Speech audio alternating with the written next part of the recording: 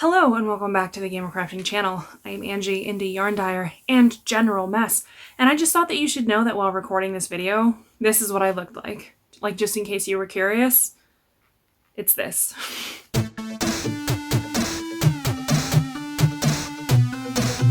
For this, you're going to need a wreath form, floral wire, floral tape, wire cutters.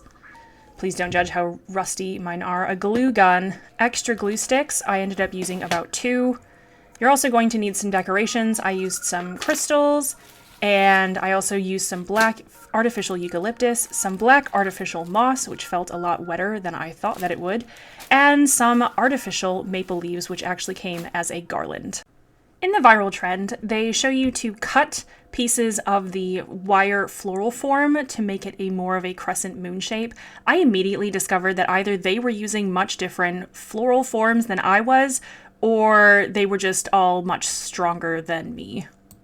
Like, way stronger. I even grabbed a different tool to see if maybe it was just my wire cutters that were a little bit dull, but no, I had to throw my entire weight behind either of the tools I was using to get this thing to snip. I did eventually get it though, but this is not for the faint of heart. I worked my way around snipping sections so that the final form would look a little bit more like a moon shape. It was right about this moment when I realized that I'd probably cut off too much.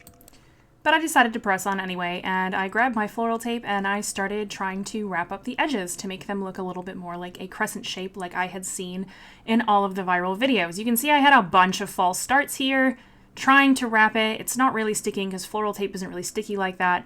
I was trying to shove some wire back under the tape in order to make it more of a crescent shape, but I mean, obviously I should have known that that wasn't going to work, and you're all probably sitting at home thinking, well, that's obviously not going to work. But you know what? I thought I was just going to try it anyway, but it didn't work. So then I pulled out the glue gun, and I thought the glue gun will definitely make it stick. So I tried the first time to make the glue stick, burned my hand, didn't stick. So then I thought, well, I'm just going to try again with the glue gun. So I tried again with the glue gun, and I let it sit for a bit longer, and it was bendy, and it still didn't work. So then I tried a third time with the glue gun, and then I thought, you know what? To hell with the glue gun. I'm just going to get started with the floral wire instead.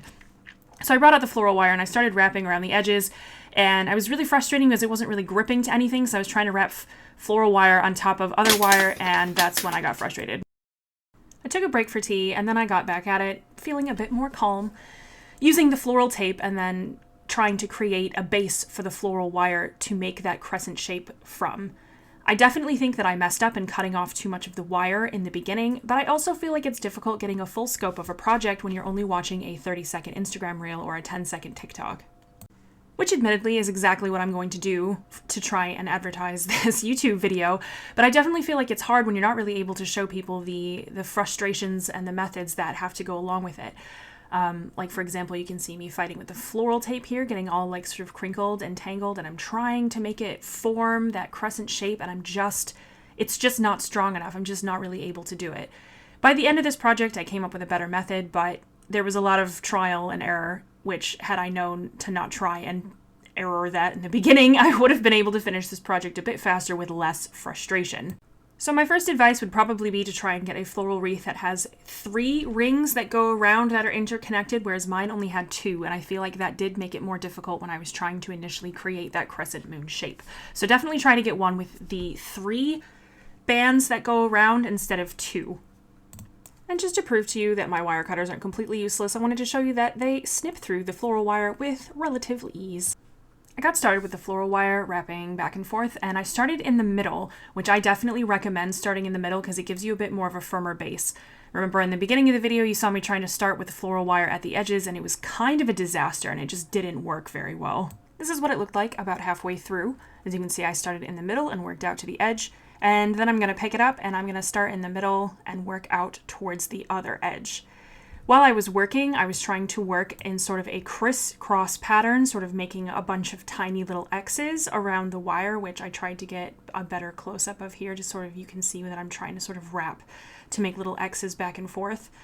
I definitely feel like that's the way to go, and you should definitely go in and add a bit more wire if there's some bare spaces that don't have much wire, because it's going to make gluing the moss on or whatever flowers you have, it's going to make it so much easier if you have a bit more of a basis with that wire.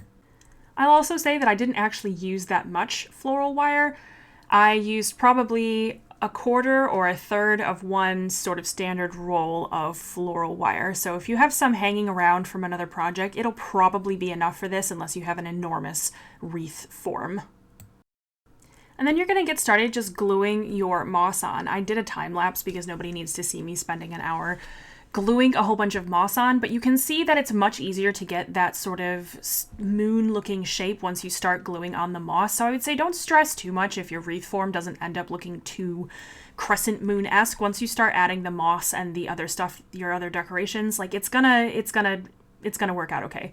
I also flipped mine over to make sure that I was filling in some holes to make sure that it still looked solid from the front. I also burned my hands about like 12 times.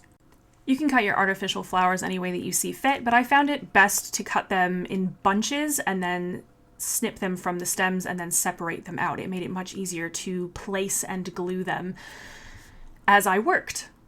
And it was right about this point when I was filming that I realized my enormous head was right in front of the camera, blocking all view of what the heck I was working on. And I was like really focused on what I was doing without realizing that that was just a really good view of all the gray hairs on the side of my head. So you're all welcome for that. First, I tried out gluing the eucalyptus and snipping the extra stems. In retrospect, I should have done what I do later in the video, which is to weave in the stems into the wire sort of cage that we built around the form initially, and then glue it, because otherwise it just really doesn't want to stick to that artificial moss, which, like I said, was a little bit wetter than I thought. It was so wet that I initially thought that they had messed up and sent me real moss and not artificial moss, because it was very, very realistic. But it also means that the glue doesn't really super want to stick to it, and you can see me in real time burning my fingers for the 13th time. You can choose any colors that you want to sort of spice up your Halloween wreath. I've seen a lot of really pretty ones with orange and purple. I made mine all black because it was easier for me to get a hold of. There are no craft stores in our local area without me having to travel a while, and even then it's kind of hit or miss whether you're going to find what you're looking for, so most of it I had to order from online craft stores. That said, I was worried that this was going to end up looking really flat and sort of two-dimensional. I thought that it was going to kind of look a bit boring, and I almost anticipated having to do a second filming session, adding in some pops of color. I was pretty pleased with how it ended up at the end, but I realized that you might think that it's a little bit boring to have it only be black. There are artificial moss colors in all kinds of different shades. I chose black, obviously, because that was my theme, but there's greens and oranges and all kinds of things. These maple leaves are artificial, and they came from a black artificial wreath garland. I snipped these two from the end of the garland because I was hoping that I would repurpose it for something else later, which I did end up doing.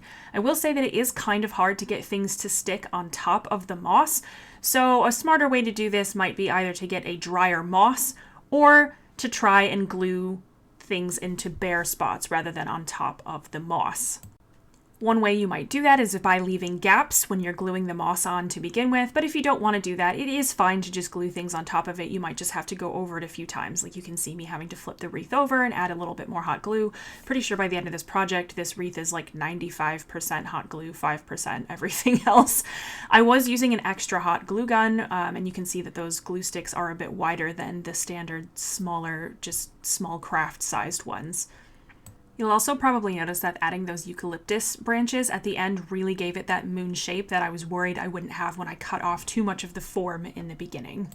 I also wanted to have crystals hanging from the wreath, so to do that, I just wrapped floral wire around them to kind of give them a little bit of a cage. It was much easier with the arrowheads than with the other ones. However, I did get a glass shard in my hand, so maybe consider that. I used amethyst, obsidian, and some tourmaline is the crystals that I hung. I also used a little bit of clear quartz. To attach them with their little wire baskets, I sort of just wove the wire in and out of the cross-hatched wire that we made around the form in the beginning before we glued the moss on. This is a good reason to leave some of the back unglued, so not covered with moss, otherwise it's going to be harder to weave it in and out. And honestly, it doesn't have to be completely covered with moss front and back anyway, because who's flipping your wreath backwards and forwards on your door to see the back of it? Probably somebody you don't want there anyway. Even before I had the wreath on the door, I was already pretty pleased with how it had turned out. I was really worried in the beginning that it wasn't going to look like a moon shape, but once I added all of the foliage, it actually looked pretty passable for a relatively cheap project. However, you will spend like an hour picking all of the tiny little hot glue strings out of the moss on your wreath. So I'm warning you now to maybe you should think about doing that as you go so that you're not spending forever at the end pulling these tiny little strands out of your wreath, because every time you think you're done, you definitely find another one. It's just like weaving ends in on a sweater.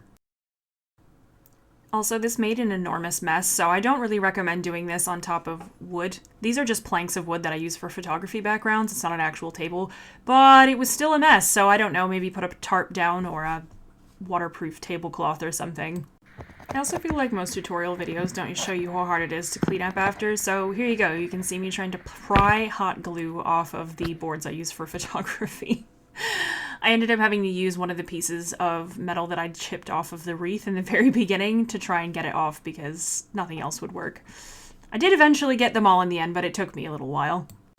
And here's the finished project. I used floral wire to hang this wreath as opposed to using any sort of permanent mounting devices. I just used wire. I'm pretty pleased with how this project turned out. It is raining, which is why I have a hoodie on. This is Green Witch. It's from Luna Apparel.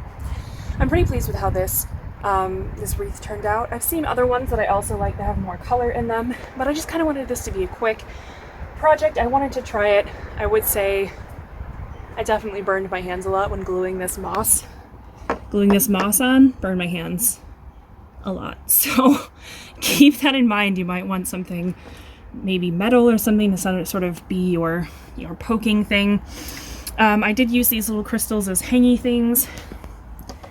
I'm pretty pleased with how it turned out. I think it looks nice and spooky. It's gonna hang out here for Halloween, and then I'll probably move it to somewhere inside because I do like it, and I probably will have it up year-round inside. And the rest of these maple leaves, because I only used 2 on the wreath, the rest of them came on a garland, so I decided to just hang that up kind of over the door. And I'm really pleased with how that turned out. So I hope you all enjoyed me taking on the viral TikTok wreath trend. I hope you don't think that my wreath is too ugly. I have seen other ones that are really stunningly beautiful.